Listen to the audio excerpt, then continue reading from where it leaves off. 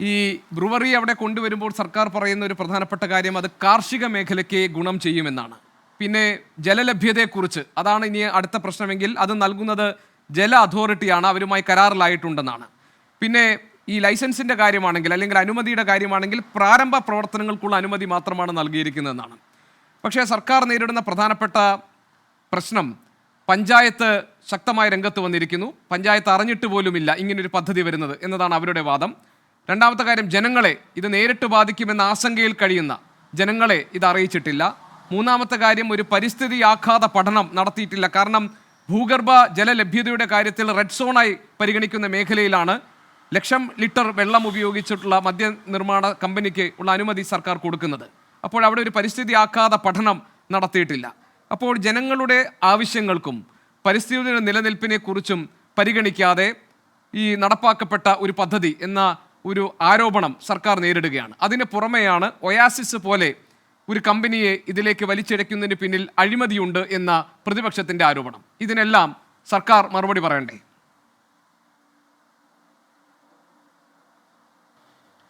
എട്ടേക കൊല്ലക്കാലത്തിനിടയ്ക്ക് കേരള സർക്കാർ ഒരഴിമതി പോലും നടത്തിയിട്ടില്ല എന്നുള്ളത് എല്ലാ കോടതികളിലും ഇവർ പോയ എല്ലാ കേസിലും തോട്ട് തൊപ്പിയിട്ട് പ്രതിപക്ഷത്തിന് ലക്ക് കിട്ട് നടക്കുകയാണ്. നമ്മളൊക്കെ ദിവസങ്ങളോളം ചർച്ച ചെയ്ത AI ക്യാമറ കേസ് അഴിമതി ക്യാമറ എന്നാണ് പറഞ്ഞുകൊണ്ടിരുന്നത്. അതുപോലെ ഫോൺ അഴിമതി എന്ന് പറഞ്ഞ് ചെന്നിത്തല തൊട്ട് തുടങ്ങി സതീശൻ ഏറ്റെടുത്ത കേസ്, ഇതിലൊക്കെ കോടതിയിൽ നിന്ന് ചെവിയുടെ കുറ്റിക്ക് അടികിട്ടിയത് പ്രതിപക്ഷത്തിനാണ്, സർക്കാരിനല്ല. മുഖ്യമന്ത്രിയുടെ മകൾക്കെതിരായി കെട്ടിച്ചമച്ച കുഴൽനാടൻ്റെ കേസുണ്ടല്ലോ, മാസപ്പടി, അതിലും ഇതേവരെയുള്ള എല്ലാ കോടതി വിധിയും UDF-നെതിരാണ്, കുഴൽനാടനെതിരാണ്, സർക്കാരിനെതിരല്ല. അതുകൊണ്ട് കേരളത്തിലെ LDF സർക്കാരിനെ അഴിമതി എന്ന് പറഞ്ഞിട്ട് തൊട്ടു നോക്കാൻ പോലും പറ്റാത്ത വിധം വ്യാജങ്ങൾ നിർമ്മിക്കേണ്ടി വന്നൊരു നാട്ടിലാണ് നമ്മൾ ജീവിക്കുന്നത്. അത് ഖുറാൻ്റെ മറവിലെ കടത്ത് മുതൽ ധാരാളം ഉദാഹരണങ്ങൾ വേറെയുണ്ട്. അതുകൊണ്ട് പ്രതിപക്ഷത്തിൻ്റെ ആരോപണം തൽക്കാലം ഒരു കൈതോലപ്പായിൽ ചുരുട്ടി KPCC ആഫീസിൻ്റെ അട്ടത്ത് കൊണ്ട് വെക്കുകയായിരിക്കും നല്ലത്. പിന്നെ അഴിമതി തീരെ ശീലമില്ലാത്തതുകൊണ്ടായിരിക്കും കർണാടകത്തിലെ സിദ്ധരാമയ്യയ്ക്ക് 300 കോടി രൂപയുടെ ED ആണിപ്പോൾ അവിടെ അവരുടെ സ്വത്ത്, അദ്ദേഹത്തിൻ്റെ സ്വത്ത് ഇവിടെ അറ്റാച്ച് ചെയ്തിരിക്കുന്നത്. കേരളത്തിലെ മുഖ്യമന്ത്രി എന്ന് പറയുന്നത് ഇന്ത്യയിലെ മുഖ്യമന്ത്രിമാരിൽ സമ്പത്ത് ഏറ്റവും കുറവുള്ള മുഖ്യമന്ത്രിമാരിൽ താഴെന്ന് രണ്ടാമത്തെ ആളാണ്.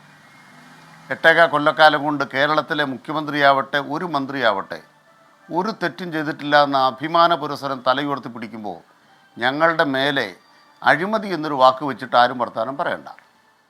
രണ്ട്, ഇവിടെ ശ്രീ ജോസഫ് സി മാത്യു പറഞ്ഞ പോലെ CPM-ൻ്റെ നയം ലംഘിക്കൂ. CPM-ൻ്റെ ഏത് നയം എടുത്താലും ഒരു നയം ഇവിടെ ലംഘിക്കപ്പെട്ടില്ല എന്നതിന് എത്ര വേണം ഞാനങ്ങോട്ട് തെളിവ് തരാം. എന്താ ഇവിടെ പറഞ്ഞിരിക്കുന്നത്? നിലവിലുള്ള നിയമത്തിൽ ഒരു വരി വ്യത്യാസം വരുത്താൻ പാടില്ല. ഇപ്പം തത്വത്തിൽ അനുമതി കൊടുത്തു, അന്തിമാനുമതിയിലേക്ക് പോകുമ്പോൾ നമ്മുടെ നാട്ടിൽ ഇന്ന് നിലവിലുള്ള ഏതെങ്കിലും നിയമം ഒഴിവാക്കി കൊടുക്കും എന്ന് കേരള സർക്കാരിന് തീരുമാനമുണ്ടോ? ഉണ്ടെങ്കിൽ അത് പറഞ്ഞോളൂ. ഉമ്മൻചാണ്ടി സർക്കാരിൻ്റെ അവസാനത്തെ മന്ത്രിസഭാ യോഗം എടുത്ത തീരുമാനം തീവെട്ടിക്കൊള്ളയാണ് എന്ന് VD സതീശൻ പറഞ്ഞിട്ടുണ്ട്. VM സുധീരൻ അതിനെക്കുറിച്ച് പറഞ്ഞിട്ടുണ്ട്. ഞങ്ങൾ നിയമവിരുദ്ധമായ ഒരു കാര്യവും ചെയ്യാൻ അനുവദിച്ചിട്ടില്ല എന്ന് മാത്രമല്ല, സർക്കാർ ഈ ഉത്തരവിൽ പറയുന്നത് ഇത് പ്രാഥമിക അനുമതി മാത്രമാണ്. ഈ നാട്ടിൽ എന്താണോ നിയമം ആ നിയമപ്രകാരം നിങ്ങൾ വരണം. അതാണ് ഇതിൻ്റെ രണ്ടാമത്തെ കാര്യം. മൂന്നാമത്തെ പ്രധാനപ്പെട്ട കാര്യം, 2 ദിവസമായി പ്രതിപക്ഷ നേതാവും മുൻ നേതാവും പറഞ്ഞുകൊണ്ടിരിക്കുന്നത് ടെൻഡറില്ല എന്നാണ്. നിങ്ങൾ ഏഷ്യാനെറ്റ് നിലവിൽ വന്ന ശേഷമാണ് 24 ആരംഭിച്ചത്. 24 ആരംഭിക്കാതെ തന്നെ ടെൻഡർ വിളിച്ചിട്ടുണ്ടോ? മനോരമ ചാനൽ ആരംഭിക്കാൻ വേണ്ടി ടെൻഡർ വിളിച്ചിട്ടുണ്ടോ? നമ്മുടെ രാജ്യത്തെ ബ്രോഡ്കാസ്റ്റിംഗ് നിയമപ്രകാരം ഇവിടെ ഏത് സ്വകാര്യ സംരംഭത്തിനും പ്രവർത്തിക്കാമെന്ന പോലെ നിങ്ങളുടെ ചാനൽ ആരംഭിച്ചു, അതിന് ടെൻഡർ വേണോ? ഏതെങ്കിലും സ്വകാര്യ സംരംഭത്തിന് ടെൻഡർ വേണോ? സർക്കാർ പണം മുടക്കാത്തൊരു കാര്യത്തിന് ടെൻഡർ വേണോ? അപ്പോൾ കേരളത്തിലെ പ്രതിപക്ഷ നേതാവും മുൻ നേതാവും മത്സരിച്ച് പറയുന്ന ടെൻഡർ ഇല്ല എന്നുള്ളതാണ്. ഇപ്പോൾ അതിനെക്കുറിച്ച് എന്താ പറയുന്നത് ഞാൻ കേട്ടിട്ടില്ല. അവസാനം ടെൻഡർ വേണോ വേണ്ടയോ, സ്വകാര്യ സംരംഭങ്ങൾക്ക് ടെൻഡർ വേണോ വേണ്ടയോ? അടൂർ പ്രകാശിൻ്റെ മദ്യശാല ടെൻഡർ വെച്ചാണോ നടപ്പാക്കിയത്? ഇതാണ് അടുത്ത ചോദ്യം. മൂന്നാമത്തത്, കേരളത്തിൽ ആളുകളെല്ലാം മദ്യം കുടിപ്പിക്കാൻ വേണ്ടി ഉണ്ടാക്കുന്നൊരു സംവിധാനമല്ല. നമ്മുടെ കേരളത്തിനകത്ത് ഇന്ത്യ രാജ്യത്തെ മറ്റ് സംസ്ഥാനങ്ങളുമായി നോക്കിയാൽ, ശരാശരി നോക്കിയാൽ മദ്യശാലകളുടെ എണ്ണം കുറവ് തന്നെയാണ്. ഇവിടെ മറ്റ് സംസ്ഥാനങ്ങളിൽ നിന്നാണ് വിദേശ മദ്യം കൊണ്ടുവരുന്നത്. അത് മറ്റ് സംസ്ഥാനങ്ങളിൽ നിന്ന് കൊണ്ടുവരുമ്പോൾ ഗംഭീരമായിരിക്കുന്നു. ഞങ്ങൾ ഭരിക്കുന്ന കർണാടകത്തിലാണ് ഏറ്റവും ഏറെ മദ്യം ഉൽപ്പാദിപ്പിക്കുന്നത്. കർണാടകത്തിലാണ്, ബാംഗ്ലൂരിലാണ്. ഇന്ത്യയിൽ ഏറ്റവും കൂടുതൽ മദ്യം ഉൽപ്പാദിപ്പിക്കുന്ന ഫാക്ടറി അവിടെയാണ്. അവിടുന്ന് മദ്യം കൊണ്ടുവന്നാൽ മതി, കേരളത്തിൽ ഉൽപ്പാദിപ്പിക്കാൻ പാടില്ല എന്ന് പറയുന്നത് ന്യായമാണോ? മഹാരാഷ്ട്രത്തിലെയും കർണാടകത്തിലെയും കരിമ്പ് കൃഷിക്കാരുടെ കരിമ്പ് ഉപയോഗിച്ച് സ്പിരിറ്റ് ഉണ്ടാക്കിയാൽ മതി. കേരളത്തിലെ കർഷകരുടെ കപ്പയും ഇവിടുത്തെ കൈതച്ചക്കയും കശുമാങ്ങ ഉപയോഗിച്ച് നിങ്ങൾ യാതൊരു ഉൽപ്പന്നവും മൂല്യവർദ്ധിത ഉൽപ്പന്നവും ഉണ്ടാക്കാൻ പാടില്ല എന്ന് കോൺഗ്രസ്സുകാർ പറയുന്നത് ന്യായമാണോ? അവിടെയാണ് രണ്ടാമത്തെ പ്രധാനപ്പെട്ട കാര്യം പറയുന്നത്. കേരളത്തിൻ്റെ വ്യവസായ സംരംഭങ്ങളുടെ വികാസത്തിന് വേണ്ടി നമ്മുടെ നാട്ടിലെ നിയമം അനുസരിച്ച് മാത്രമാണ് പ്രവർത്തിക്കുന്നത്.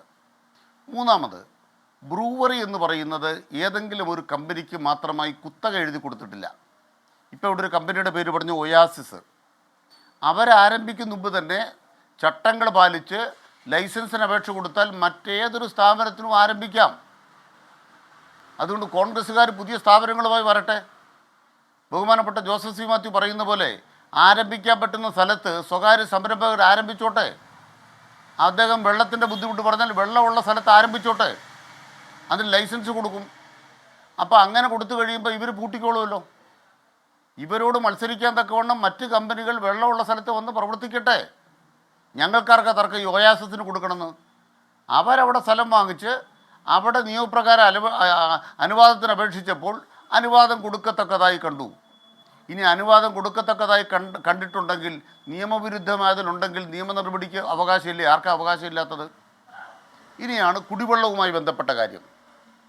ബഹുമാനപ്പെട്ട ഗോപികൃഷ്ണൻ അറിയില്ലാത്ത കാര്യമാണെന്ന് ഞാൻ വിചാരിക്കുന്നില്ല. ഭൂഗർഭജലമെടുത്ത് ഈ സാധനം ഉണ്ടാക്കാൻ പറ്റുമെന്ന് എനിക്കറിയില്ല. ഭൂഗർഭജലമെടുത്ത് സ്പിരിറ്റോ അല്ലെങ്കിൽ ഇപ്രകാരം ഉപയോഗിക്കുന്ന മദ്യമോ ഉണ്ടാക്കാനാകും എന്ന് എനിക്കറിയില്ല. എൻ്റെ ധാരണ ഭൂഗർഭജലം അതിന് ഉപയോഗിക്കാൻ പറ്റത്തില്ല.